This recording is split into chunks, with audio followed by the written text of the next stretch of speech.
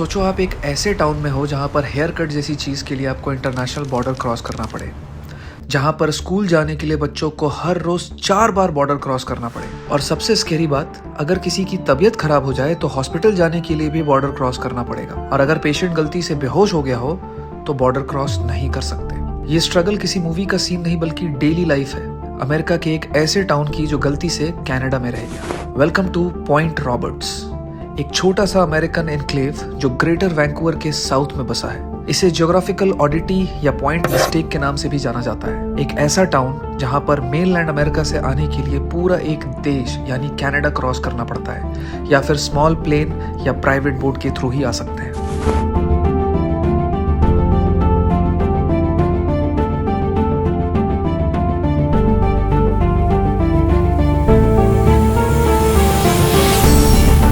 इस वक्त मैं खड़ा हूँ एक बहुत ही कमाल की जगह पे, जहां पर मेरे इस तरफ जो घर देख रहे हैं ये सब कनाडा है और इस तरफ जो घर देख रहे हैं वो सब अमेरिका है। मैं जहां खड़ा हूँ ये रोड अमेरिका के अंदर है, लेकिन ये सारे घर, लिटरली ये सारे घर कनाडा के अंदर है। बहुत इंटरेस्टिंग जगह पे हूँ और बहुत कमाल की जगह है। ये एक अमेरिकन टाउन है, लेकिन ये जितना अमेरिकन है उतना ही कैनेडियन है, क्योंकि इस अमेरिकन टाउन में अमेरिका से आने के लिए आपको या तो पूरा कनाडा क्रॉस करना पड़ेगा या फिर पूरा समुद्र क्रॉस करना पड़ेगा। तो क्या है ये टाउन और कैसे ये टाउन एग्जिस्टेंस में आया, क्यों ये इतना यूनिक है, ये सब कुछ हम आज के इस एपिसोड में देखेंगे। बात 1846 की है। अमेरिका और ब्रिटिश एम्पायर ने बॉर्डर फिक्स करने के लिए एक ट्रीटी साइन की जिसका नाम था 49th पैरेलल। डिसाइड ये हुआ कि 49 डिग्रीज लैटिट्यूड पर एक सीधी लाइन खींची जाएगी। लाइन के ऊपर कनाडा होगा और नीचे अमेरिका। पेपर पर वो लाइन परफेक्ट थी, लेकिन जमीन पर एक ब्लंडर था।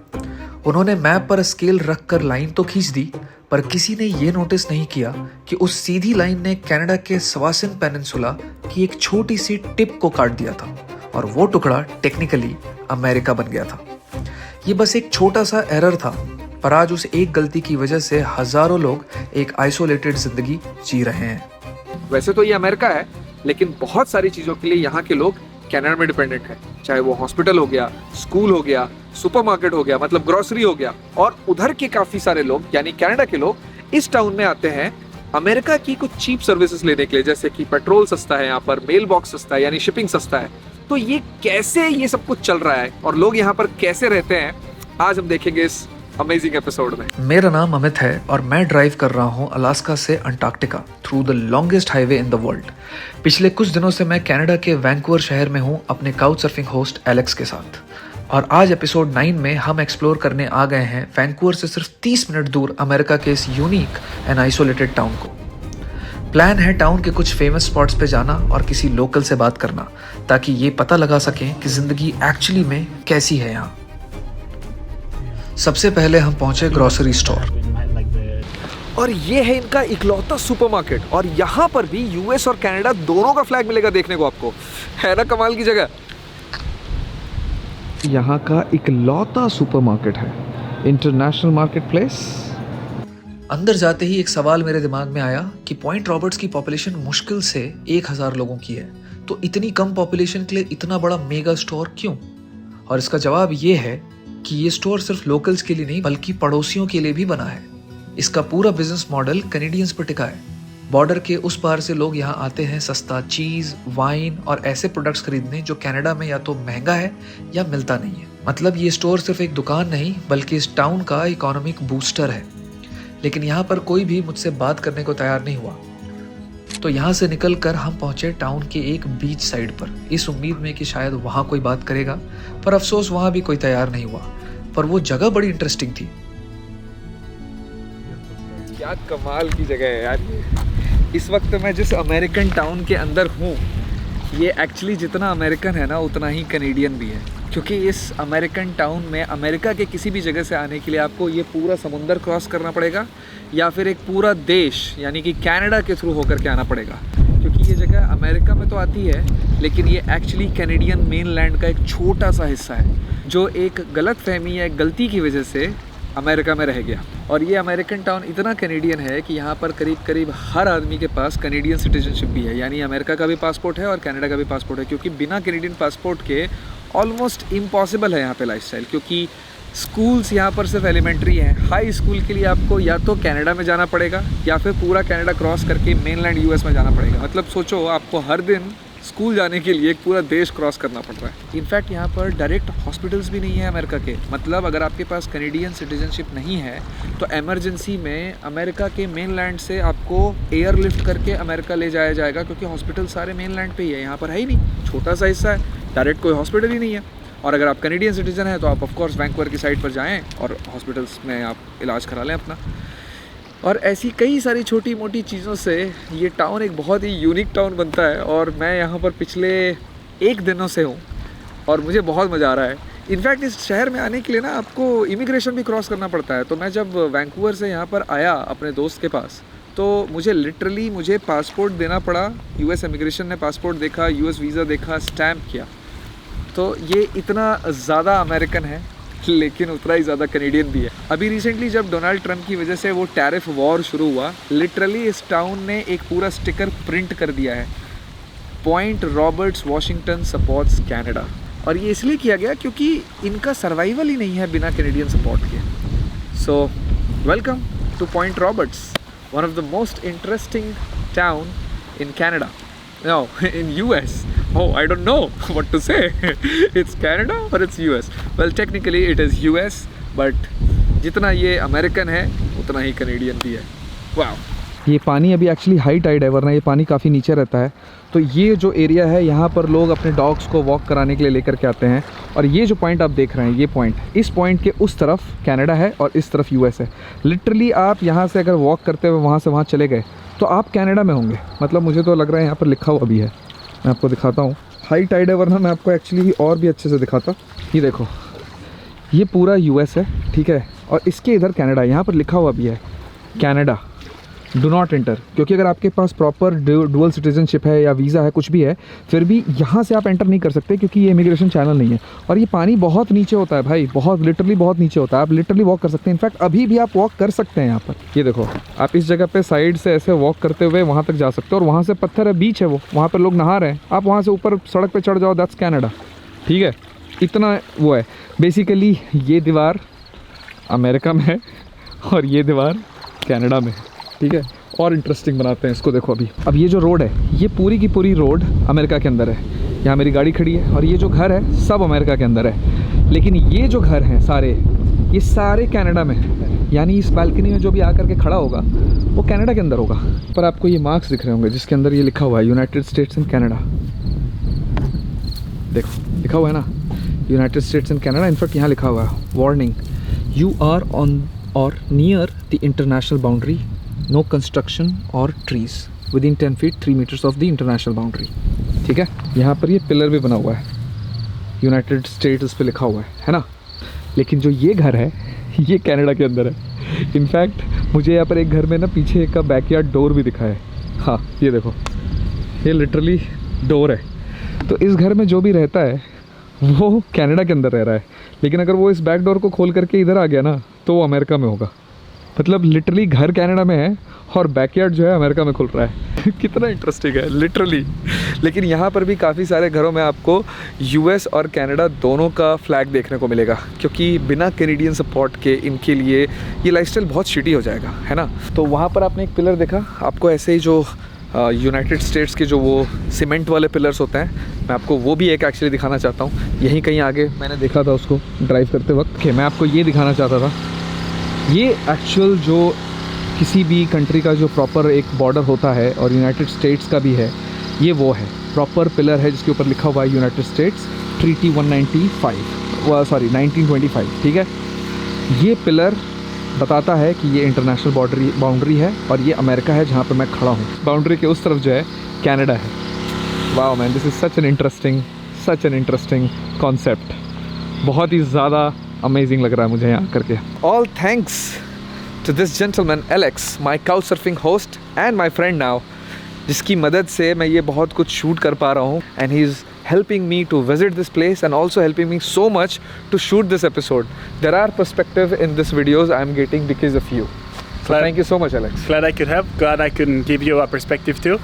Well, Yep. welcome to Point Roberts. Thank you so much, Alex. Thank you. Having fun too. Gracias. De nada. Mucho gracias.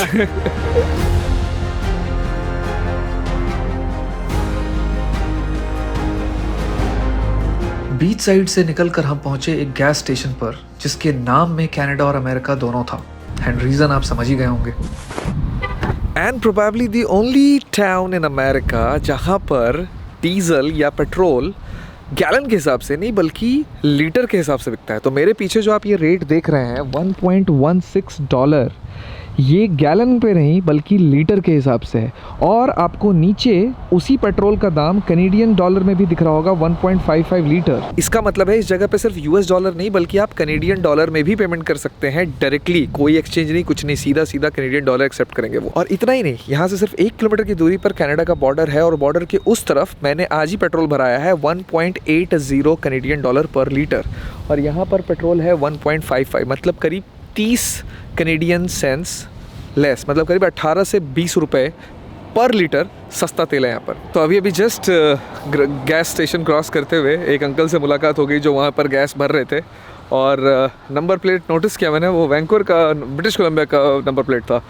तो मैंने उनसे पूछ लिया कि आप यहाँ रहते हो? उन्होंने बोला कि नहीं मैं यहाँ नहीं रहता हूँ, मैं कनाडा में रहता हूँ और यहाँ पर आया हूँ सिर्फ गैस भरवाने के लिए। क्यों? क्योंकि यार सीरियसली 20 रुपये लीटर सस्ता है यार। अगर 80 लीटर का अगर टैंक है किसी का, एसयूवी में जनरली 70 से 80 लीटर का होता है यहाँ पे टैंक बड़ी गाड़ियों में, तो 1600-1700 रुपये बचते हैं यार।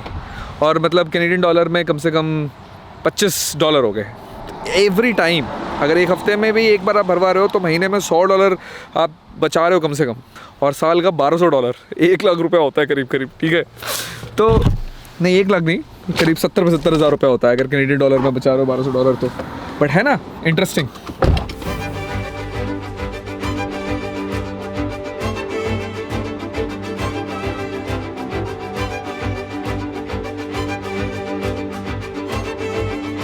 हमारा अगला स्टॉप था एक मेल बॉक्स सेंटर और बाकी जगहों की तरह ये भी कैनेडियंस को ही केटर करता है। तो जैसा कि मैं आपको ये यूनिक टाउन दिखा रहा हूँ, यहाँ पर काफ़ी सारी यूनिक चीज़ें हैं। उनमें से ही एक और यूनिक जगह पर हम इस वक्त पर हैं। क्या है कि अमेरिका के अंदर गैस यानी पेट्रोल का प्राइस जो है वो सस्ता है, प्लस पार्सल जो शिपिंग होती है वो भी यहाँ पर सस्ती होती है।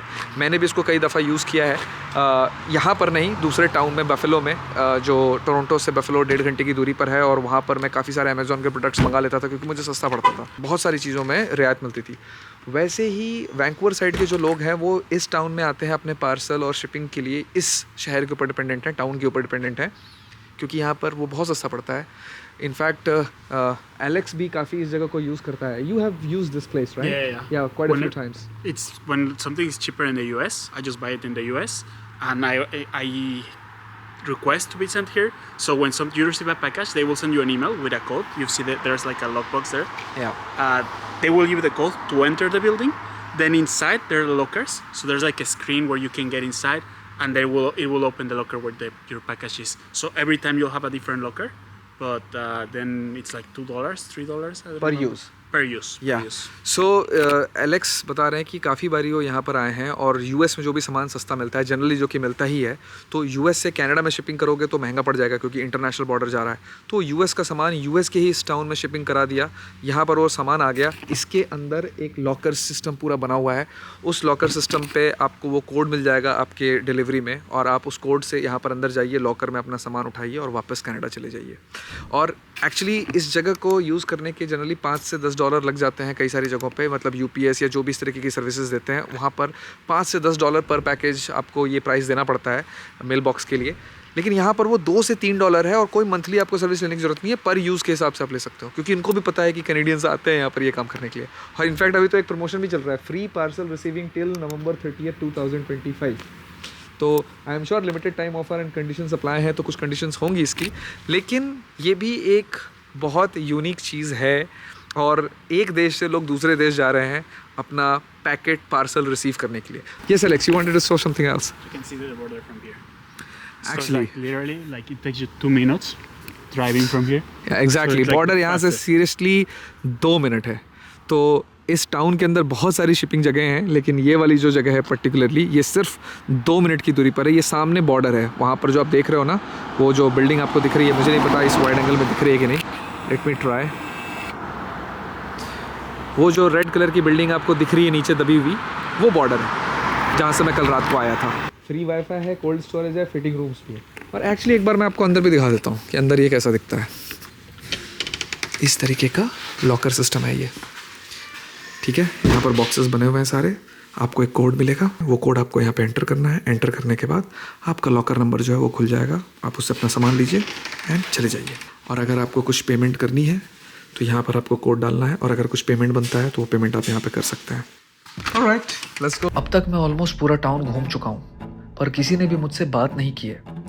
पता नहीं वो कैमरा शाय हैं या परेशान हो चुके हैं अपने लिविंग कंडीशंस के बारे में बात करके। पर इतनी देर में एक बात नोटिस की है मैंने। I'm doing a YouTube. I'm a travel vlogger.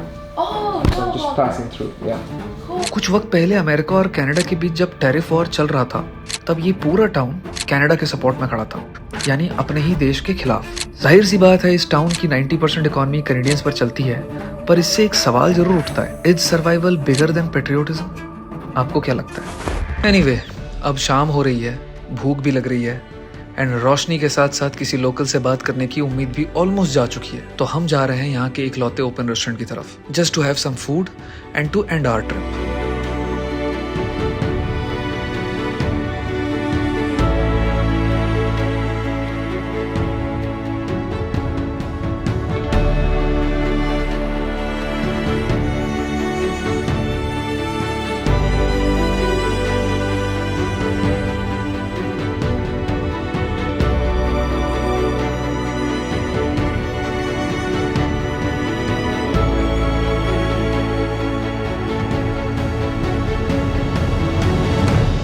Town जो है वो सिर्फ यूनिक नहीं बल्कि खूबसूरत भी है। ये देखें आप, क्या नज़ारा दिख रहा है यार, खूबसूरत वो भी, मज़ेदार एकदम। सीरियसली क्या खूबसूरत है। नहीं, हम इस खूबसूरत से जगह पे बस पहुँचे ही हैं, और यहाँ पर ये पीछे एक रेस्टोरेंट है जिसके अंदर हम जाने वाले हैं। बट अंदर जाने से पहले मैंने सोचा कि ये दिखा दूँ, क्योंकि बहुत ही ज़्यादा कमाल का लग रहा था, है ना? कमाल का बिल्कुल। सो या that's it, let's go inside. देखते हैं अब ये इस रेस्टोरेंट के अंदर क्या हिसाब किताब है। Buddy, hi. Hi.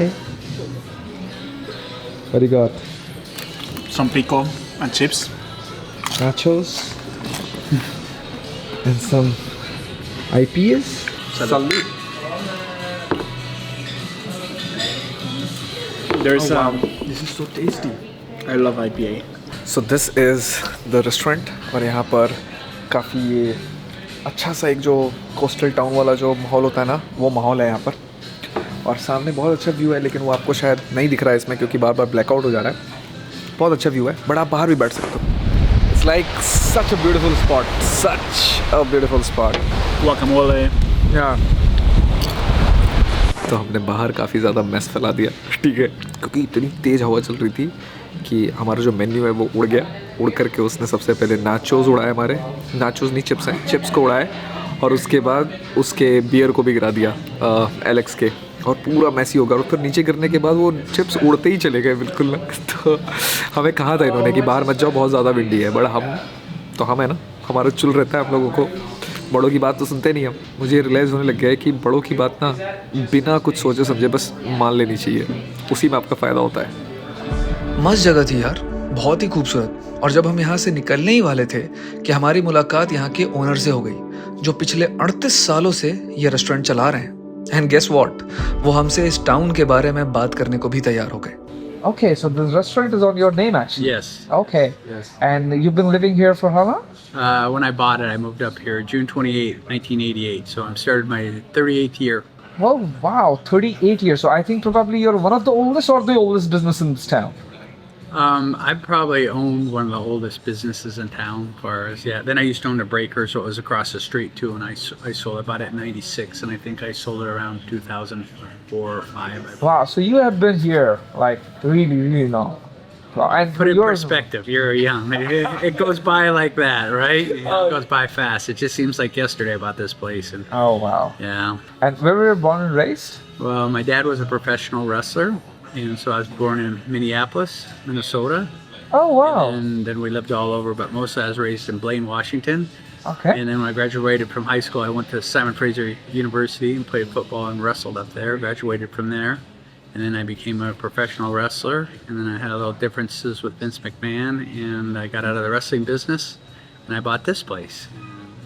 And while I was here, I joined a volunteer. Anyway, I became a chief and then a paramedic, fire chief. Then I retired. I used to work on Orcas Island, and then I retired. Now I'm back here to the bar, working Awesome. it. So I've been busy.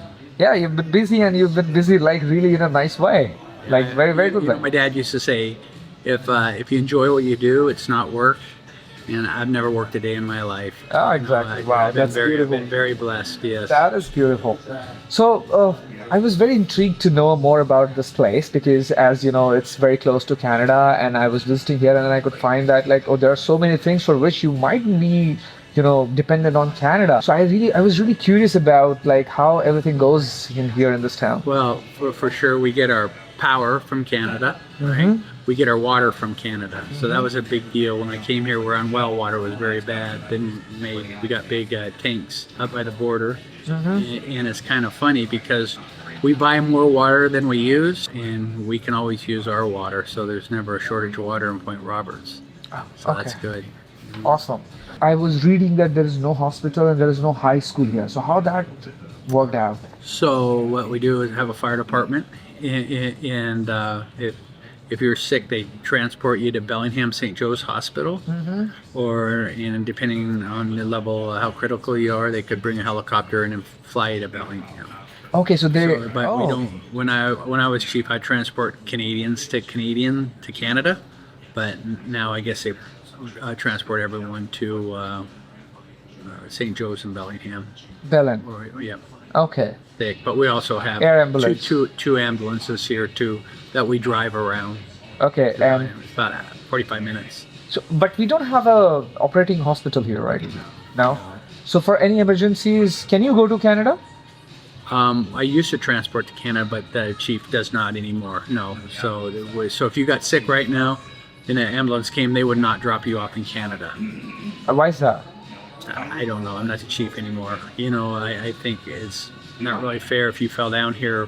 Why do we take you to Bellingham when you could get a $50,000-$60,000 bill like nothing, when we could drop you off at Delta Hospital or take it? I used to transport to Vancouver and stuff, but it's changed. I don't know if laws have changed or whatever changed, right? That's interesting. And So you definitely come down here, you want to have insurance, right? yeah. I've had people in my time, found them there unconscious, and I shipped them to Bellingham. I didn't know who they were, whatever.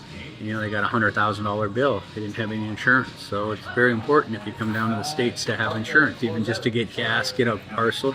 You don't know if you're going to have a heart attack. You don't know if you're going to slip and fall. You never know what's going to happen, right? That's It true. could be very expensive. Yeah. But Canadians, if they are visiting here, they can just go back to Canada, right? Well, not if you're unconscious, you can't. If you're having a heart attack, you're not going to get up and walk away and walk across the border and down. If you got a bad cut and you're bleeding and stop it, I'm sure a lot of people do, go back to Canada, because they can't afford U.S. health system where they don't have insurance. But, Yeah. it depends if you're critical, you fall and break a hip. How are you going to get up to the border? Oh, I can do it. I don't know very many people there are tough enough to make it up there and get in the car. It is, yeah. That's so complex, actually. And what about the school, like the high So school? the kids get on a bus and go to Blaine High School. So they like cross Canada Yep, go through every day? Every day. Wow. Now, I think there's kindergarten through second grade or third grade here. We do have a little elementary school. Okay. We do have a little clinic here for doctors to, but it's Yeah. not really emergency medicine. Yeah. For emergency or anything critical, they have to go to the mainland, Fire right? department, yeah. Yeah. Oh, wow. Okay. And what else you are dependent on Canada for? Like, is there anything other than water and electricity you are dependent on Canada? Businesses. I mean, if we didn't have the Canadian population coming to visit us, nothing would survive down here. Do you have a dual citizenship as well? Yes, I do. So you are Canadian citizen as well. So do you go to Canada for anything particularly very often? Yeah, I eat up there a lot. I like to go up there. I like to go to the gym. I play pickleball up there. I don't go to Vancouver. I used to do the grouse grind a lot, but the traffic's getting so bad in Vancouver.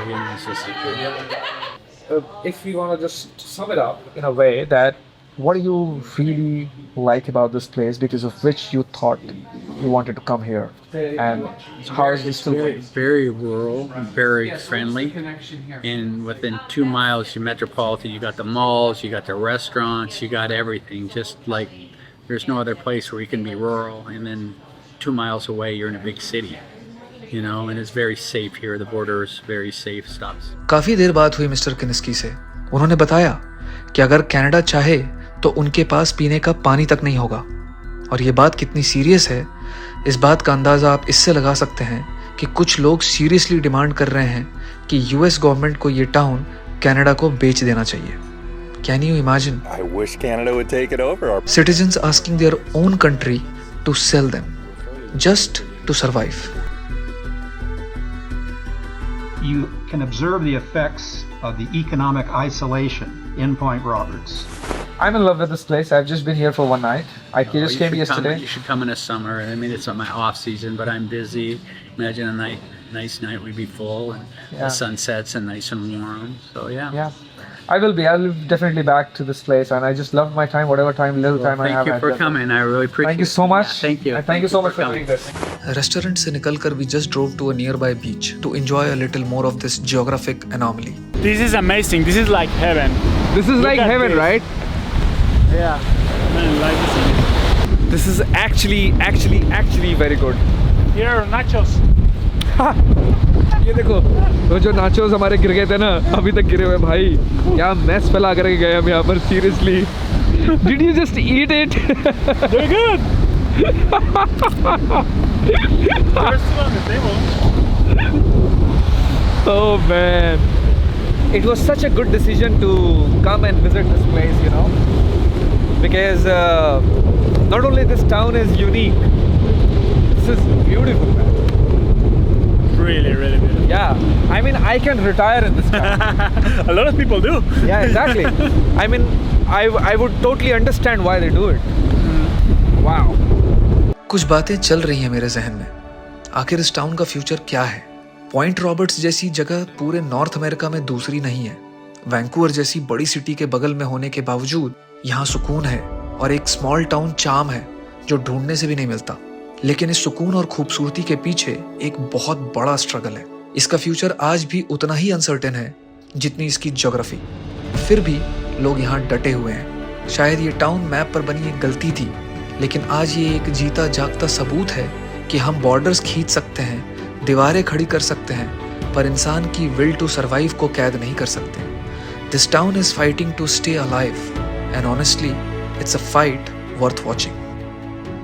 तो ये था point Roberts, the town trapped between two worlds. And that's it from this episode. My name is Amit and I am driving through the longest highway in this world. और इस लंबे सफर के अगले episode में जल्दी मिलूंगा आपसे किसी और खूबसूरत जगह से। Until then, keep traveling and keep watching Desi Tourist. Bye bye. Take care. All right, so I'm having this amazing dinner prepared by Alex. Alex, what is this? So it's some kind of chili. The only thing is that instead of beef, which is traditionally, I'm using turkey. It's more Turkey. healthy. I like it. So everything is healthy. So turkey meat and cheese and all the vegetables. And Lots what of is this? Quinoa salad. Quinoa salad. That one I bought from the store. I just cooked the chili. But everything is super, super healthy. Bon appetit.